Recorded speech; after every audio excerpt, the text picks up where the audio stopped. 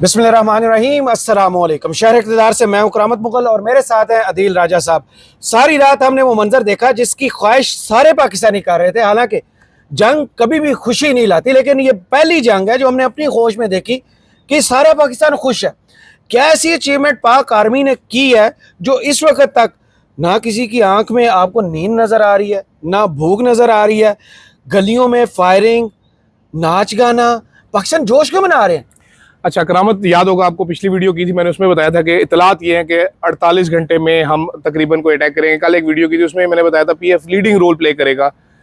Problem ये हो रहा था कि जनाब वाला हमें बुज़दिल होने का ताना दिया जा रहा था एक साथ। दूसरी तरफ अमरीकी प्रेशर आपको नज़र आ रहा था। कल जेडी वांस की इंतहाई घटिया स्टेटमेंट आई थी, उससे क्लियर हो रहा था कि हम पे प्रेशर डाला जा रहा है जनाब कि आपने कुछ नहीं करना, उन्होंने मार दिया, आप डाउन हो जाए, आप उनको विन दे दें जी। फिर हमने एक प्रेस कॉन्फ्रेंस ऐसी देखी जिसमें सिर्फ अपने नुकसानात का बताया गया, अपनी फतवाहत का जिक्र नहीं किया गया। हमें प्लेन मिल गए थे, उनको 4 मस्जिदों पे अटैक मिल गए थे। विन विन सिचुएशन एक बन रही थी। लेकिन मेरा ख्याल है जो मैंने पिछली बार आपसे बात की थी, मोदी साहब का एक्सपेंशनिस्ट एजेंडा है, बाज नहीं आ रहे थे। तो आज फिर हमने सुबह फजर के बाद एक फुल स्पेक्ट्रम उनको जलवा दिखाया थोड़ा सा, ठीक है, जिसमें फतेह 1 फतेह 2 गाइडेड मिसाइल सिस्टम है हमारा, उसको इस्तेमाल किया गया है। 450 किलोमीटर तक जा सकता है, प्रिसिशन के साथ टारगेट हिट करता है। आपने ये भी देखा कि हमने ड्रोन उड़ाए हैं सैकड़ों की तादाद में, ड्रोन्स अंदर घुसे हैं। S-400 सिस्टम को कैसे डॉज किया गया है ये भी आपको पता चल गया है कि अभी पाकिस्तान ने ऑफिशियली क्लेम नहीं किया, लेकिन हमें पता है कि PAF ने लीडिंग रोल इसमें लिया है। S-4 सिस्टम को कंफ्यूज किया है, जिसकी वजह से मिसाइल्स ने पेनिट्रेट किया। S-4 सिस्टम को उड़ाया गया है उधमपुर की जगह पे। उसके बाद अभी तक हमने इनके लो वैल्यू टारगेट्स हिट किए, हमने हाई वैल्यू टारगेट्स हिट नहीं किए। अच्छा, अभी हाई वैल्यू टारगेट्स हम हिट कर सकते हैं, हमने हिट नहीं किए। पिछले 2 हफ्ते पहले तकरीबन, या हफ्ता पहले, कुछ मीडिया पर्सनल को पाकिस्तान एयरफोर्स की तरफ से एक ब्रीफिंग दी गई थी जिसमें बताया गया था कि जनाब ना सिर्फ हम इनके तैयारी जैम कर सकते हैं, हम इनका कम्युनिकेशन जैम कर सकते हैं, हम इनके ग्रिड स्टेशन स्विच ऑफ कर सकते हैं। आज ISPR के या सिक्योरिटी जराये की तरफ से दावा सामने आ रहा है कि ग्रिड स्टेशन ऑफ किए गए। 70% Bharat massive cyber attack launch किया गया है। इससे क्या होगा? इससे ये होगा कि जो इनका इंफॉर्मेशन नेटवर्क है एक दफा वो डिस्टर्ब होगा। वो बहुत सारे लोग क्वेश्चन कर रहे थे साइबर अटैक हमने क्यों किया है। सारी इंफॉर्मेशन उड़ाएंगे, सारा डेटा उड़ाएंगे। आजकल आपको पता है data is money, data is currency, तो वो वहां से उनको डैमेज करेंगे।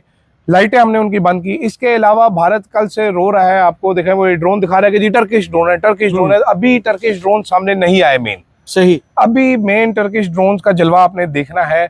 जैमिंग टेक्नोलॉजी आपने देख लिया कि राफेल कैसे कंफ्यूज होता है, कैसे जैम होता है। एक और राफेल गिराया, एक मैं आपको बता देता हूँ, पाकिस्तान ने भारत की एक female pilot captain Shivangi Singh को हिरासत में ले लिया है। वो फिल्मों में काम करती, वो फिल्मों में काम करती थी, बॉलीवुड में जंग लड़ने के लिए इधर आई, चपेड़ा पई है। अभिनंदन भी यही समझ के आ गया था कि यहाँ पर कुछ भी नहीं है, यहाँ पर सिर्फ चाय रेत उड़ती है, ये उड़ती है, उसको चाय भी पिलाई है, चपाटे भी मारे हैं उसको। कल से जो भारतीय मीडिया बता रहा था कि जनाब पोर्ट पे आग लग गई है, ठीक है, लाहौर पकड़ लिया है, फौजी अंदर घुस गई हैं। इस हिसाब से तो आज मैं आया हूँ तो नीचे फौजी खड़े थे, भारतीय टैंक सड़कों पे फिर रहे थे, उनको बता के जय भारत के नारे लगा के दफ्तर पहुंचे होंगे। सबने संदूर लगाया हुआ। हाँ, वो सर वो समझ रहे सी के साडा जो प्राइम मिनिस्टर है जरा वो डिसीजन मेकर नहीं है, नहीं फैसला कर सकता, ऐसे सारे फुद्दू है, ठीक है। तो मेरा ख्याल है अभी भी पाकिस्तान ने चांस दिया है डीएस्केलेशन का। कितने टारगेट्स अभी तक अचीव कर चुके हैं? अच्छा, अभी तक जो क्लेम आ रहा है वो 26 का है। 26 का क्लेम है कि 26 साइट्स को हमने निशाना बनाया है। ये पाकिस्तान ने, इंडिया ने पहले 9 को बनाया था, 9 के बाद 80 ड्रोन मारे थे उन्होंने हमारे ऊपर, उसके बाद कल रात को फिर 6, ठीक है। तो ये तकरीबन मिला के कोई बड़ी साइट जो बन रही थी हमारी 10-15 मारी थी उन्होंने। अच्छा, हमारा पहले दिन से ये था भाईजान 1 के बदले 2, सही, ठीक है। तो 26 को टारगेट किया हमने।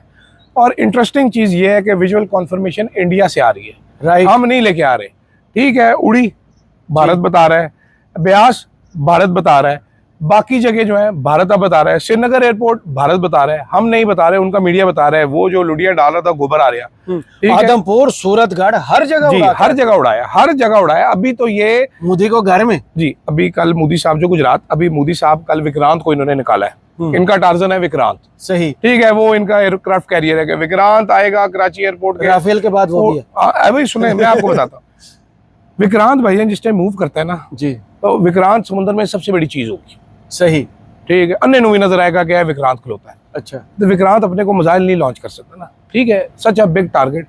ये विक्रांत को लेके आए, मैं इनको दावत देता हूँ, ये इसको नेड़े लेके आए हमारे, फिर ये वहाँ से जहाज़ उड़ाएं, फिर आपको हम दिखाएंगे हमारे पास एक WL1 WL2 विंगलोंग 1 विंगलोंग 2 ड्रोन है, सही, ठीक है, वो हम उड़ाएंगे। नेवी उड़ाती है, वो एयरफोर्स भी उड़ाती है, ठीक है। आप फिर विक्रांत का तमाशा देखिएगा, आपको नजर आएगा, वीडियो भी आपको आएगी, वो ड्रोन वीडियो भी भेजता है साथ रियल टाइम, वेरी गुड, तो इनको तसल्ली होगी।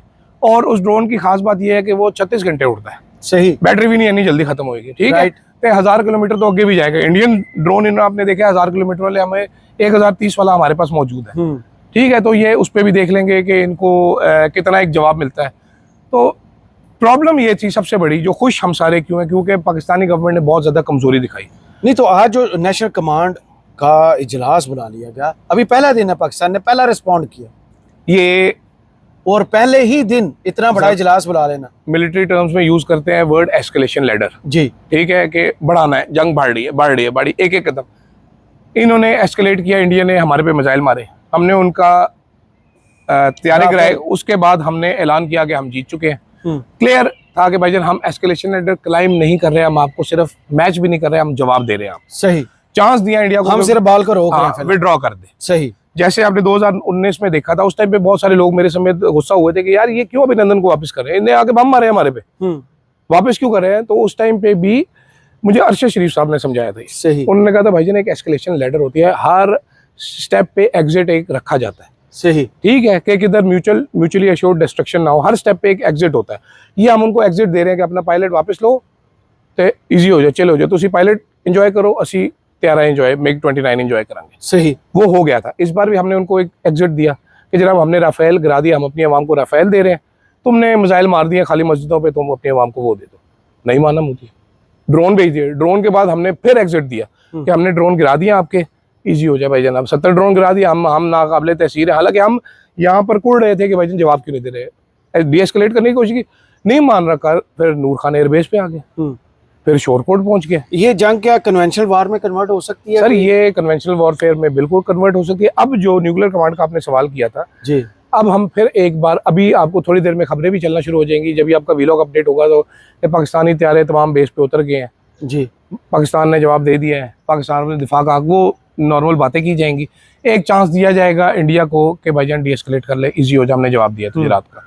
उसके बाद नेशनल कमांड का इजलास होगा अथॉरिटी का, जिसमें न्यूक्लियर के बारे में अहम फैसले किए जाएंगे कि हमने वो बटन फौज के हवाले कर दिया जाएगा। शहबाज शरीफ साहब में इतना आसानी है कि वो बटन अपने पास रखे, वो आर्मी चीफ को पकड़ा देंगे, हेलो सर तुसी दब लो। सही, जहां पर ज्यादती की जाएगी फौज के साथ, वो ये की जाएगी आज नून लीग की तरफ से, और इंडिया को और दुनिया को पैगाम दे दिया जाएगा भाईजान वी आर रेडी, आना है तो आ जाओ। ये हो रहा है इस टाइम पे। सही, कितना कोई बड़ा आप खतरा आप देख रहे हैं कि ये जो जवाब दिया गया ये कितना सॉलिड है? क्या इस पर मोदी की अगर हम पीछे हिस्ट्री देखते हैं कि जिस तरह आपने कहा एस्केलेटर लैडर जो है उस पर एग्जिट हर स्टेप पर होता है, इतने एग्जिट देने के बावजूद वो नहीं माने, क्या कोई फुल थ्रॉटल उधर से हो सकता है? या ये नेशनल कमांड का जो इजलास है इसके बाद भारत चुप कर जाए? इसके बाद मेरा ख्याल है कि भारत को एक पैगाम वाज़ह मिल जाएगा, लेकिन मोदी जैसे लोग हैं ना, ये चपेड़े खाने के बाद मानते नहीं। ठीक है, तो चपेड़े आज उसको पड़ी तो उसको समझ आइए, आप जब भी किसी बुली के सामने खामोश होते हो वो इसको मजाक समझता है, वो आपको और कुटेगा, कहीं डरपोक रोज कुटेगा आपको। जवाब मिल गया, अब सोच समझ के आएंगे, अब आएंगे तो सोच समझ के आएंगे। सही, क्योंकि अब इतना मजबूर कर दिया, भाई हमारा एक स्टेप रहता है टुवर्ड्स द राइट डायरेक्शन, जो कि आज लेना बहुत जरूरी है। शहबाज शरीफ में थोड़ा सा यखनी के इंजेक्शन लगाने पड़ेंगे, वो लेना पड़ेगा। शहबाज शरीफ को परसों ऐलान कर देना चाहिए था, कल कर देना था, अभी कर दें, तमाम सियासी कैदी रिहा करें, अब भी होना चाहिए, बगैर किसी कंडीशन दबड़दूज उनको कहें जी इस वक्त हम मुतमिल नहीं हो सकते, तमाम सियासी कैदी रिहा करें। इमरान खान से रिक्वेस्ट करें, भाईजान कौम को मोटिवेट करें आप, इस टाइम पाकिस्तानी है, नून लीग पीटीआई सब खत्म हो चुकी है, पाकिस्तान है। ठीक है, दूसरी चीज ये है कि इंडिया को आपकी फॉल्ट लाइन पता है इमरान खान की, अगर वो नूर खान एयरबेस पे अटैक कर सकते हैं, वडेला जेल पे अटैक कर सकते हैं। You are right. ठीक है, जोरा निशाना किलोमीटर से किलोमीटर करना है, तो अगर शहबाज शरीफ में साहब में मगज है जो काम करता है छोटा मोटा, जो भी हमारे ताकतवर लोग हैं जो डिसीजन मेकर है सारे, जो काबीना है, फौरी तौर पे फैसला करे, फौरी तौर पे इमरान खान को शिफ्ट करे, घर करे। ठीक है, फौरी तौर पे उनसे रिक्वेस्ट करें, भाईजान आप कौम को मोटिवेट करें, कौम ने लड़ना है, लड़ने की तैयारी करें। सर लड़ाई आसान नहीं होती, लड़ाई कली फौज नहीं लड़ सकती, कौम ने लड़ना है, ये स्टेप रह गया हमारा। सही, बहुत शुक्रिया अदील आपका। और मेरे ख्याल में इस कामयाबी में दो लोग हैं जिनको क्रेडिट देना बहुत ज़रूरी है, वो है ख्वाजा आसिफ और मियां नवाज शरीफ साहब, कि उन्होंने खामोश रहकर इस जंग को बेहतर तरीके से लड़ने का पाकिस्तानियों को मौका दिया। मुझे और अदील राजा साहब को इजाज़त दीजिए, दुआओं में याद रखिएगा और कमेंट्स बॉक्स में ज़रूर बताइएगा ये वीडियो आपको कैसी लगी। अल्लाह हाफ़िज़।